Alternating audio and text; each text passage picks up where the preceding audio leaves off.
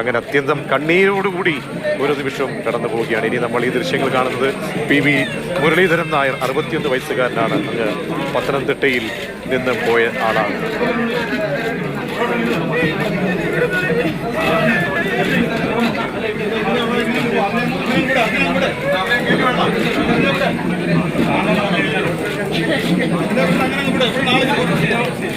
അജി ഇപ്പൊ ഒന്ന് വലത്തോട്ടില്ലേ?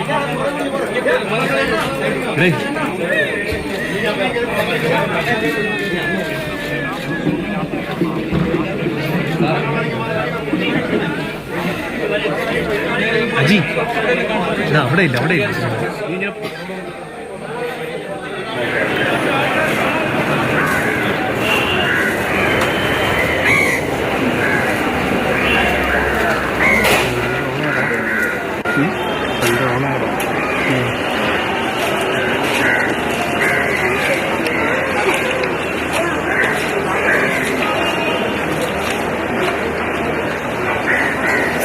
അഭിലാലുണ്ട് വിവരങ്ങൾ പങ്കുവയ്ക്കാൻ. കണ്ണീരണിഞ്ഞ് മാത്രമേ നമുക്ക് ഓരോ നിമിഷവും കടന്നു പോകാൻ കഴിയുള്ളൂ. ആ പ്രിയ പത്നിയുടെ വിലാപം, വേർപാടുകൾ, വിവരം അറിഞ്ഞത് മുതൽ ഹൃദയം അങ്ങനെ തേങ്ങിക്കൊണ്ടേയിരിക്കുകയാണ്. ഓരോ നിമിഷങ്ങൾക്കൊക്കെ ഓരോ വർഷത്തിൻ്റെ ഉണ്ടായിരുന്നത്. കാരണം ആ മൃതദേഹം ഇന്ന് അരികിലേക്ക് എത്തിക്കുമ്പോൾ എന്തായിരിക്കും ആ കൈവിട്ടു പോകുന്ന അവസ്ഥയാണ്. അഭിലാൽ ചേരുന്നുണ്ട്. അഭിലാൽ 30 വർഷമായി കുവൈറ്റിൽ ജോലി ചെയ്യുന്ന ആളാണ്. ഈ PV മുരളീധരൻ 6 മാസം മുൻപും നാട്ടിലെത്തി മടങ്ങിയതാണ്. വിവരിക്കാനാകാത്ത വണ്ണം ആ അന്തരീക്ഷം അങ്ങേയറ്റം ദുഃഖഭരിതമാവുകയാണല്ലേ അഭിലാൽ? ഓണത്തിന് വീട്ടിൽ ആഘോഷത്തിനായി മുരളീധരൻ നായർ കൂടി ഉണ്ടാകുമെന്നുള്ള സന്തോഷത്തിലായിരുന്നു ബന്ധുക്കളെങ്കിൽ തീർത്തും അപ്രതീക്ഷിതമായിരുന്നു അപകടവും അദ്ദേഹത്തിന്റെ വിയോഗവും. ഭാര്യയും മകളും ഈ വിയോഗ വാർത്ത ഏറ്റവും ഒടുവിൽ അറിഞ്ഞ 2 പേരാണ്. മനഃപൂർവ്വം അവരെ ആദ്യഘട്ടത്തിൽ ഇതറിയിക്കാതിരിക്കാൻ വേണ്ടിയുള്ള ശ്രമത്തിലായിരുന്നു ബന്ധുക്കൾ. വിവരമറിഞ്ഞ് ഞാൻ ഇവിടെ എത്തുന്ന ഘട്ടത്തിലാണെങ്കിൽ പോലും വീട്ടിലെ അദ്ദേഹത്തിന്റെ ഭാര്യ ഗീതയും മകൾ ഗ്രീഷ്മയും ഈ വിവരം അറിഞ്ഞിട്ടില്ല എന്ന് അദ്ദേഹത്തിന്റെ അനുജൻ തന്നെയാണ് പറഞ്ഞത്. ചുരുക്കത്തിൽ ഇങ്ങനെ ഒരു അത്യാഹിതം അവിടെ സംഭവിച്ചു എന്നും ഇതേ തുടർന്ന് വിവരങ്ങൾ അറിയാൻ വേണ്ടി ബന്ധുജനങ്ങളൊക്കെ തന്നെ വീട്ടിലോട്ട് എത്തുമ്പോഴും അവരെ നേരിട്ട് ഈ കുടുംബ വീട്ടിലേക്ക് എത്തിക്കാതിരിക്കാൻ വേണ്ടിയുള്ള ശ്രദ്ധയും കരുതലും ഒക്കെ ബന്ധുക്കൾ ഏറ്റിരുന്നു.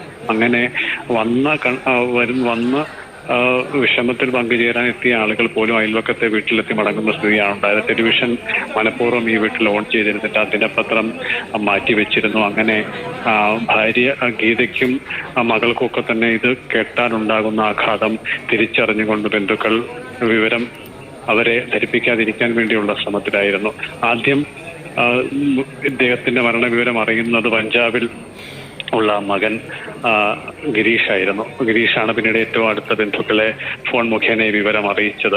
അച്ഛൻ ഇനി തിരിച്ചു വരവില്ല എന്ന് ഉറപ്പിച്ചുകൊണ്ട് അദ്ദേഹം ഇന്നലെ തന്നെ അവിടെ നിന്ന് വിമാനമാർഗം നാട്ടിലെത്തുകയാണ് ഉണ്ടായത്. അതോടുകൂടിയാണ് എന്തോ അത്യാഹിതം സംഭവിച്ചു എന്നുള്ള വിവരത്തെ സംബന്ധിച്ച് ചെറിയ ആശങ്കകൾ ഗീതയും ഗ്രീഷ്മയും ഒക്കെ ബന്ധുക്കളോട് പങ്കുവെക്കുകയും വൈകുന്നേരമായതോടുകൂടി കൂടുതൽ ബന്ധുക്കൾ വീട്ടിലോട്ട് എത്തിയതോടുകൂടിയാണ് മുരളീധരൻ നായർ കടന്നുപോയി എന്നുള്ള വിവരം യാഥാർത്ഥ്യത്തിലേക്ക് ഇരുവർക്കും കൂടി എത്തിച്ചേരാൻ കഴിഞ്ഞത്. 32 വർഷ കാലയളവിലാണ് അദ്ദേഹം കുവൈറ്റിൽ ഉണ്ടായിരുന്നെങ്കിൽ കഴിഞ്ഞ 21 വർഷവും ഈ കമ്പനിയുടെ ഭാഗമായിട്ടായിരുന്നു അദ്ദേഹം പ്രവർത്തിച്ചു വന്നത്.